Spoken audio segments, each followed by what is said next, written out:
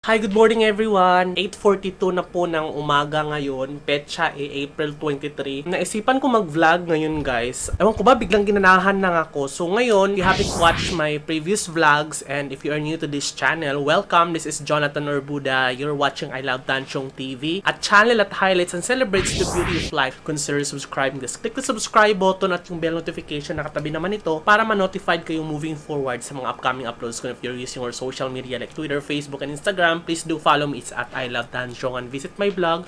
It's www.ilovetanchong.com. So, panibagong video na naman po ang gagawin natin. At ngayon, medyo ganado akong gumawa ng video ngayon kasi nga pinanood na vlog, lifestyle si Isha. Violet, si Purple High Race, ganyan. So, napakasimple ng vlog niya about her life lang talaga. And then, naisipan ko kasi na parang ganado siya sa araw-araw, mag-create ng content. Sabi ko, try ko kayang gumawa ngayon ng video para na-inspired ako doon sa vlog niya. So ngayon, nasipan kong gumawa ng video ngayon. So, April 23 ngayon, alas 8 ng, mag-alas 9 na, 8:43 a.m. Magtatapos na yung lockdown ng April 30. So, sorry kasi ngayon ko lang naisipan mag-vlog talaga about update na as in real vlog talaga, hindi yung live, as in magba-vlog talaga ako. So ngayon morning na to, ipakita ko lang sa inyo yung mga normal routine ko starting nung nag-work from home ako. Kasi nga, nung hindi pa ako nag-work from home, iba yung routine ko kasi nung start ng quarantine down, ang normal routine ko ay gigising ako ng umaga para gumawa ng breakfast, tapos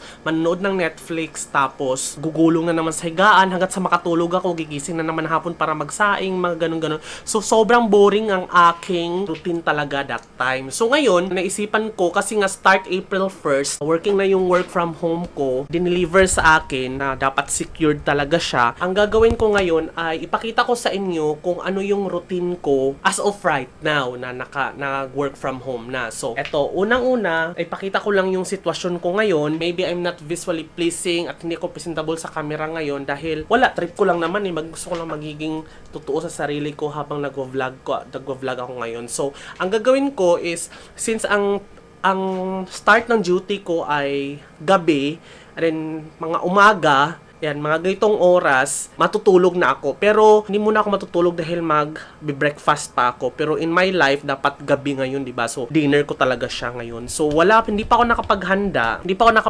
ng almusal at kung ano-ano. So, ang gagawin ko is magluluto muna ako.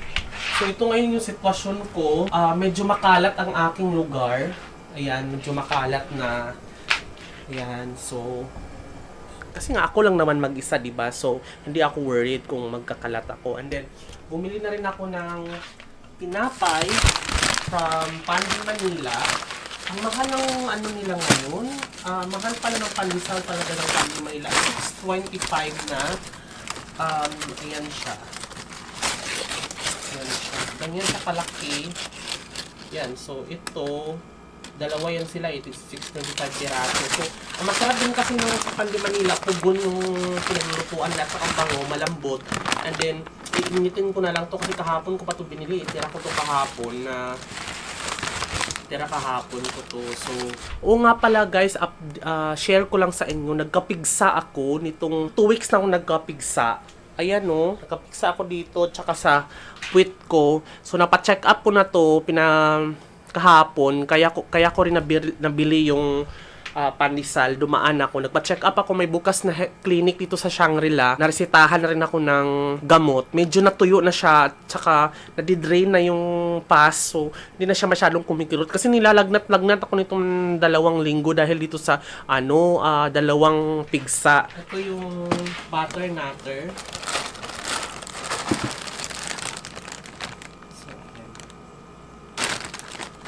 So, bali ang gagawin ko dito ay, kukuha lang ako nito na nilagay ko sa ref.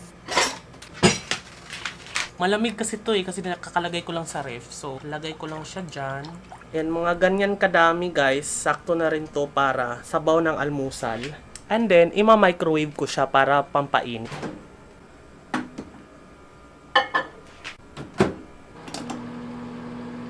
So, antayin ko siya na mainit. Mga 6 na ganito boxes ang binili ko nito nung nag-panic buying ako. Siguro ngayon bali ito na lang yung natira na hindi pa nabuksan, guys. Ito na lang. So, siguro mga 2 Ay! Nabutas!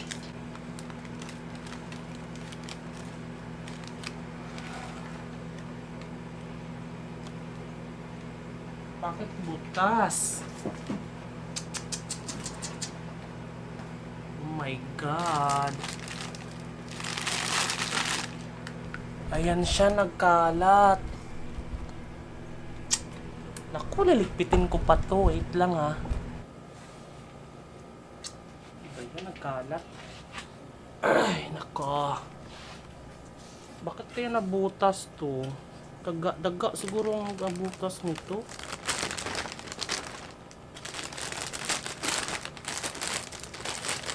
Hindi. Yung ano talaga, yung butasan ko talaga. Binaligtad ko kasi siya.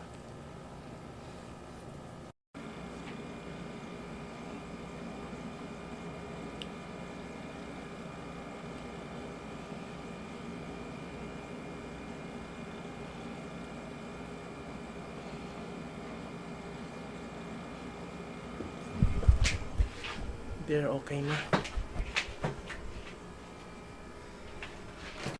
Saka ko naman siya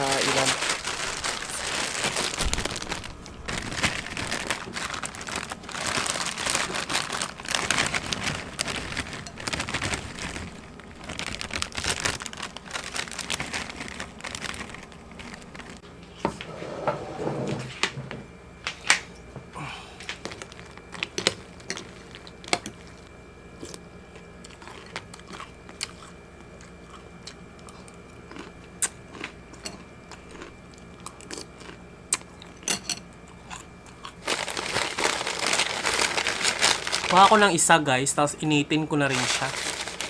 Kasi hanggang isa lang yung kaya ko. Yung microwave ko dito, guys. Pag mga ganito, Pandi Manila, hindi na ako naglalagay pa ng yung palaman. Kasi nga masarap na siya kahit walang palaman.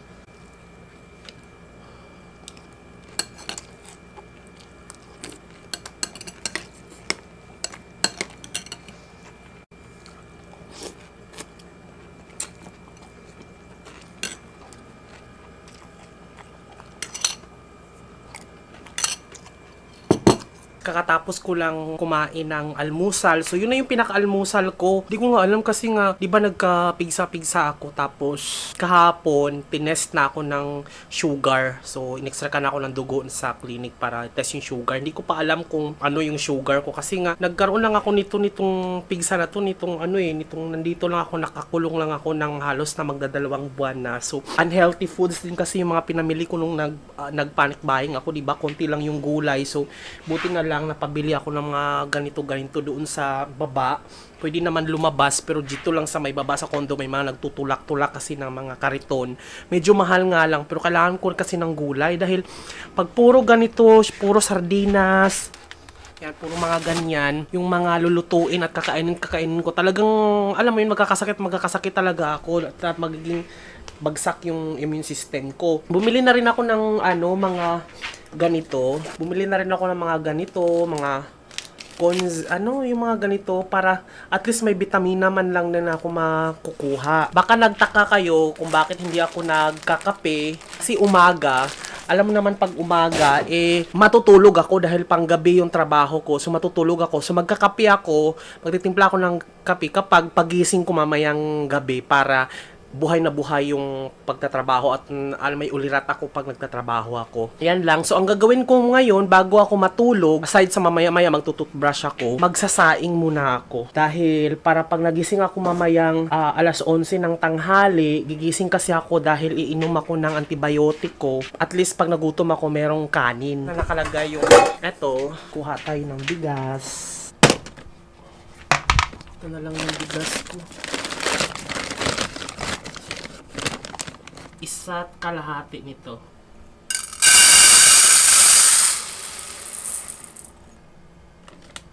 Kalahati.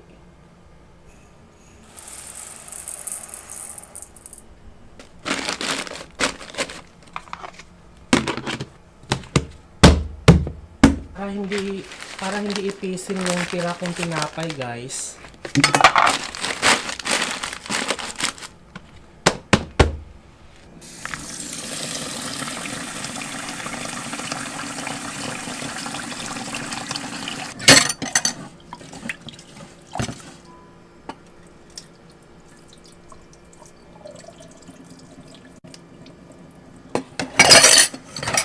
Yung pangsabaw ko, guys, ay galing dito.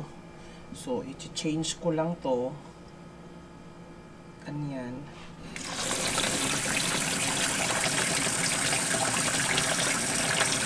Tapos tansyahan lang. Kasi sanay naman ako sanay na ako magsaing dahil tinuruan na ako ng lola ko sa probinsya. So, ganito lang.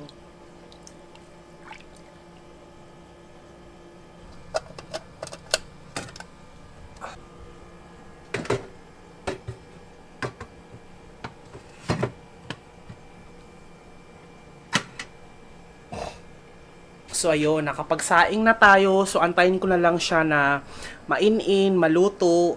Tapos habang ganyan, magluluto tayo ng ulam para may ulam na ako mamayang tanghalian or pag nagutom ako. So ang bala kong lutuin ngayon ay ginisang sardinas na may sayote. So, yun na lang yung lutuin natin. So, tamang-tama kasi dahil babalatan ko muna to. Isa lang ang babalatan ko, lulutuin ko.